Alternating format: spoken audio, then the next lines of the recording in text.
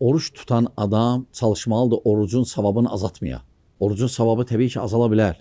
Nə vaxt orucun savabı azalır? Əgər insan başlayır günah eləməyə, oruc vaxt. Peyğəmbər sallallahu əleyhi və səlləm buyurur ki, kim yalanı və ona aparan əməlləri tərk eləməsə, Allaha görə o qulun yeməyini, içməyi, şəhvətini tərk eləməyə ehtiyacı yoxdur Allahın onun bu əməlinə.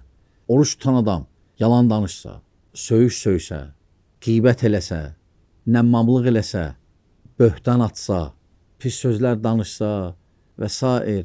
bunlar hamısı oruç tutan orucunun əcrini azaldır. Hətta batil eləyə bilər, əgər çoxalsa. Ona görə oruç tutan adam elə başa düşməsin ki, bir dənə yeyib içməyi, şəhvəti tərk eləməkdir gün çıxandan gün batanacaq.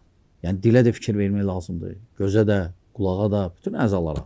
Böyük günahlar orucun savabını azaldır.